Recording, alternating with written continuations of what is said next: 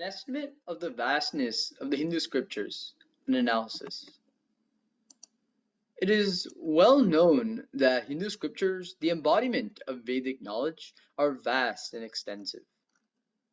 Hinduism is not based on a single book, though it could be said that the four primary Vedas are the base. In essence, Veda is a term used to denote knowledge. It is the science of the self and the supreme. The knowledge of sciences is not limited to one book, so is the case with Hinduism. As stated before, the Sanskrit word Veda means knowledge or wisdom. It is a resultant of the word vid, which means to know. Vedas are believed to have been handed down since time immemorial and allude to events that are more than 10,000 years old. The earlier dates for composition of the oldest Vedas are suggested at around 7000 BCE, with some estimates placing the dates a few millennia later. When Hindu scholars say that the Vedas are eternal, what they imply is not the age of the actual book containing the scriptures, but the knowledge of a cycle of creation. From the unmanifest state, this knowledge becomes manifest. Vedo kilo dharma moolam smritishile cha tadvidam acharashvaiva sadhunam atmanastushtireva cha. The root of the religion is the entire Veda, and then the tradition and the customs of those who know the Veda, and the conduct of virtuous people, and what is satisfactory to oneself. As observed by many scholars over the centuries, the essence of Vedic knowledge is not history-centric, or geographic, or time-centric. It is eternal and applies universally. This sentiment is explained by Swami Vivekananda in a speech delivered in San Francisco on May 26, 1900. If the Christian stands up and says, "My religion is a historical religion and therefore yours is wrong and ours is true," the Mimamsaka replies, "Yours being historical, you confess that a man invented it 1900 years ago. That which is true must be infinite and eternal. That is the one test of truth. It never decays. It is always the same. You confess your religion was created by such and such a man. The Vedas were not, by no prophets or anything. Only infinite words, infinite by their very nature, from which the whole universe comes and goes." The Vedas are broadly classified into two main categories, Shruti and Smriti. Shruti in Sanskrit means that which is heard, refers to a body of the most authoritative ancient religious texts comprising the central canon of Hinduism. It includes the four Vedas, including its four types of embedded texts, Samhita, the Brahmanas, the Aranyakas, and the Upanishads. Smriti literally means that which is remembered, is a body of Hindu texts usually attributed to an author, traditionally written down, but constantly revised, in contrast to Shruti's Vedic literature, which is considered authless, that are transmitted verbally across the generations and fixed. Smriti is a derivative secondary work and is considered less authoritative than Shruti in Hinduism. The authority of Smriti accepted by Orthodox schools is derived from that of Shruti on which it is based. The Brahmanas is the Aranyakas, Samhite, Upanishads. These four are extensions of the four Vedas. The Brahmanas are the prose rendering of the highly intellectual, hair-splitting technical interpretation of these revelations describing the sacrificial rites, precepts, and religious duties, interpreted through the predominantly intellectual approach of a highly technical and erudite priestly class. The poetically explosive mantras evolved into the Brahmana portion of the Vedas. The Brahmana portion is thus the essence of the same truth postulated in the mantra portion, however subject to a totally different interpretation. The Brahmanas contain the ritualistic aspect of the truth, the priestly interpretation of the one reality in terms of highly complex, technical, and precise ritualistic exercise. The Brahmana portion is predominated with the invocations to the Vedic gods for securing material ends through the performance of elaborate and complicated rituals. The Aranyakas are forest treaties which supplant external rituals by internal meditation. The Aranyakas, or forest treaties, are essentially the inward turning of the mind in meditation. It is a retreat from the external to the internal, as symbolized by a withdrawal into the forest, renouncing the world and worldliness.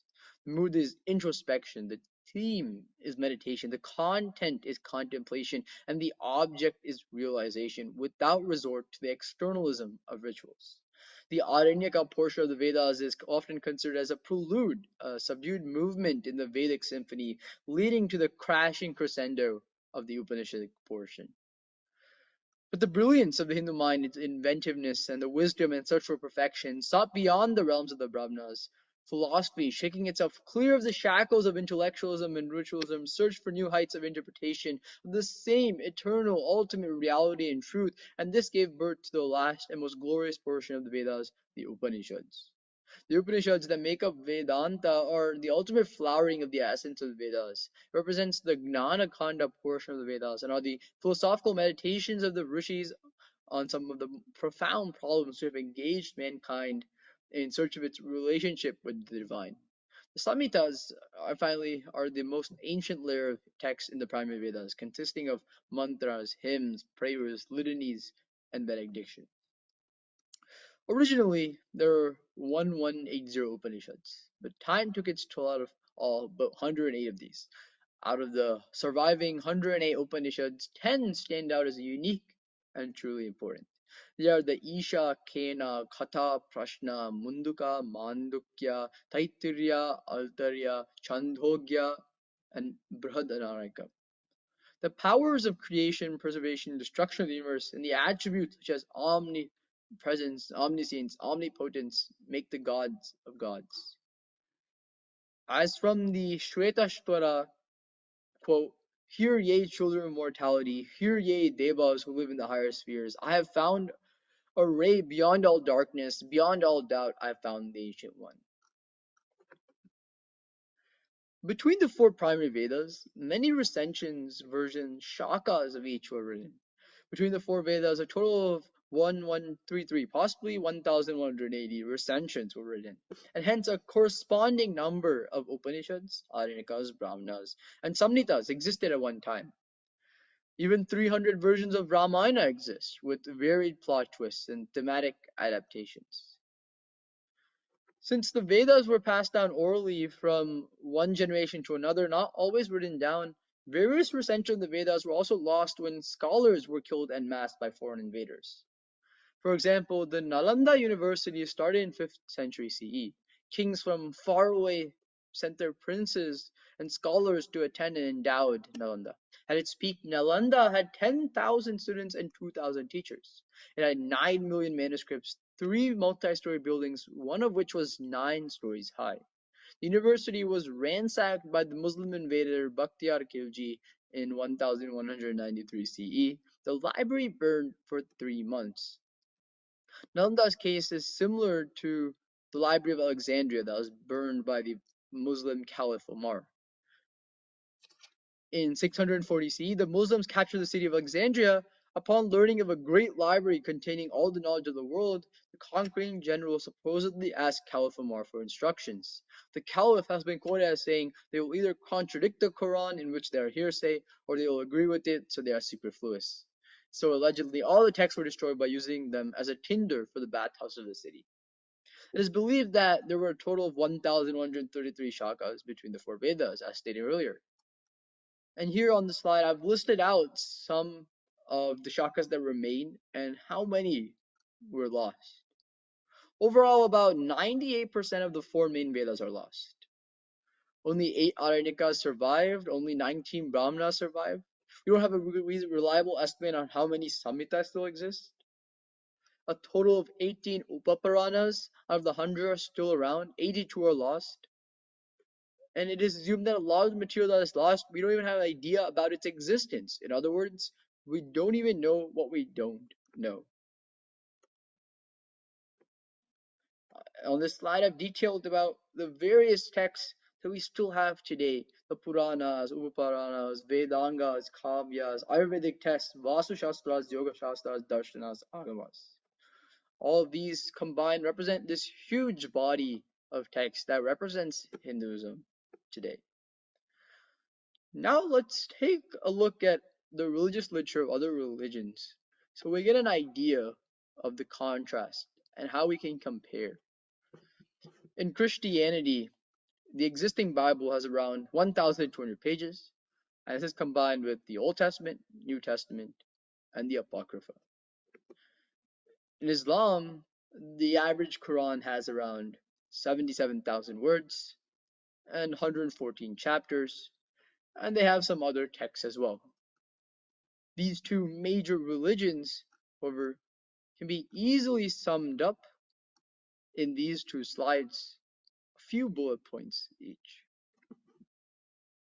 When I started this paper, I had hoped to get some quantification of the number of verses and words contained in the Hindu scriptures as compared to those of other religions.